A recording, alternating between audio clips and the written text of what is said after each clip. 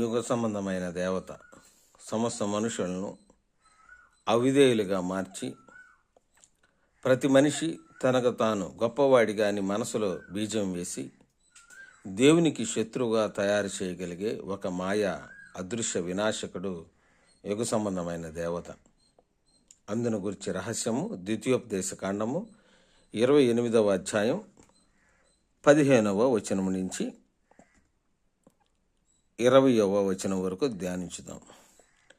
నేడు నేను నీకు ఆజ్ఞాపించు ఆయన సమస్తమైన ఆజ్ఞలను కట్టడాలను నీవు అనుసరించి నడుచుకొనవలనని నీ దేవుడైన యెహోవా సెలవిచ్చిన మాట వినని ఎడల ఈ శాపములన్నీ నీకు సంభవించును.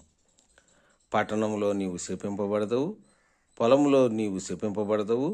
నీ గంపయు పిండి పిసుకు నీ తొట్టియు శపింపబడును.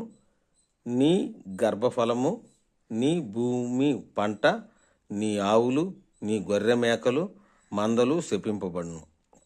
నీవు లోపలికి వచ్చినప్పుడు శపింపబడదవు, వెలుపలికి వెళ్ళినప్పుడును శపింపబడదువు. నీవు నన్ను విడిచి చేసిన నీ దుష్కార్యముల చేత నీవు హతము చేయబడి వేగముగా నశించే వరకు నీవు పూనుకొన కార్యములన్నిటి విషయంలోనూ యెహోవా శాపమును, కలవరమును, గద్దింపును నీ మీదకి తెప్పించును. ప్రియమైన దేవుని వారలారా, ఈ మాటలను మనం ధ్యానించినట్లయితే దేవుని యొక్క మాటలను అనుసరించి నడవకపోతే ఈ శాపములన్నీ మనిషి మీదకి వస్తాయి. కాబట్టి అనుసరించకుండా, దేవుని మాటల్ని అనుసరించకుండా వ్యతిరేకంగా నడిచేటట్టు హృదయం మీద తన యొక్క దుష్ట అగ్ని బాణాలని సంధిస్తాడు యుగ సంబంధమైన దేవత. ఆ ప్రభావంలో ఉన్న వ్యక్తి దేవునికి వ్యతిరేకంగా నడుస్తూ ఉంటాడు.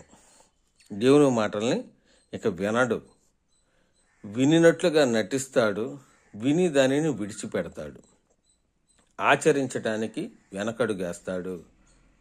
ప్రార్థనలో దేవా క్షమించని నామకార్థంగా మొరపెడతాడు. హృదయంలో నుంచి అయితే ఆ పశ్చాత్తాపం కలగదు.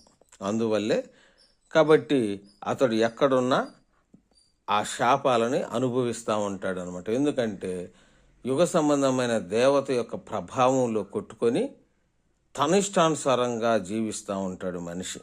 అందువల్ల యెహోవా శాపమును, కలవరమును, గద్దింపును నీ మీదకి తెప్పించును. కలవరముక గద్దింపు కూడా వస్తుంది. కనుక్కోలేడు.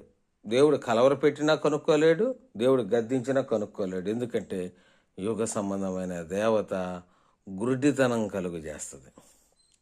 మనసుకి గుడ్డితనం, మనోనేత్రానికి గుడ్డితనం, హృదయంలో దేవునికి చోటు లేకుండా చేస్తుంది. దానికి కారణం శరీర సంబంధమైన సుఖ ఆలోచనల వైపు వెళుతూ, శరీర సంబంధమైన దుష్ట ఆలోచనల వైపు వెళుతూ దేవుని విడిచిపెట్టేటట్లు చేస్తాడు యుగ సంబంధమైన దేవత. కాబట్టి ఈ భూ సంబంధమైన సుఖాలలో దేవుణ్ణి మర్చిపోతాడు, కష్టాల్లో దైవదూషణ చేసేటట్లు చేస్తాడు. దేవుని యొక్క ఆజ్ఞలను గైకొనాలి, అవి మనం పాటించాలి, అనుసరించాలి అనే ఆలోచన మధ్యలోకి రానివాడు యుగ సంబంధమైన దేవత. కాబట్టి దానిని ఎవడైతే కనుక్కుంటాడో, దేవుని వాక్యం ఎవడైతే హృదయంలో పెట్టుకుంటాడో, దేవుని వాక్యాన్ని ఎవడైతే హృదయంలో భద్రం చేసుకొని నెమరు వేసుకుంటాడో వాడు మాత్రమే కనుగొనగలడు.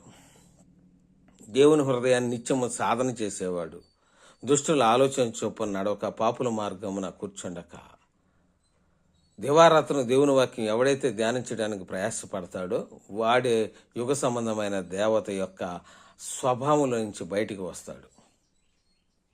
వాడే యుగ సంబంధమైన దేవత యొక్క లక్షణాలను కనుగొంటాడు. యుగ సంబంధమైన దేవత హృదయాన్ని మోసపరుస్తున్నప్పుడు వెంటనే తనకు తాను కనుక్కుంటాడు. ఎందుకంటే వాక్యం నీ నోటను, నీ హృదయంలో ఉంటే ఆ ఉన్నవాడే కనుక్కుంటాడు. కాబట్టి ఆశీర్వాదాలు రావాలంటే దేవుని మాటలను అనుసరించాలి, ఆజ్ఞలు గైకొనాలి, అందుకు అనుగుణమైన జీవితాన్ని క్రీస్తులో స్థిరపరచుకోవాలి, ఉన్నతమైన లోకానికి సంబంధించిన ఆలోచనలు పెంచుకోవాలి. అప్పుడు నువ్వు ఎక్కడున్నా ఆశీర్వదించబడతావు. లేకపోతే యుగ సంబంధమైన దేవత నిన్ను నీ హృదయాన్ని మోసం చేసి తనతో పాటు నీ చాగ్ని దండనకు తీసుకుని వెళ్తుంది. జాగ్రత్త. దేవుడి కొద్ది మాటలు దీవించును గాక. ఆమెన్.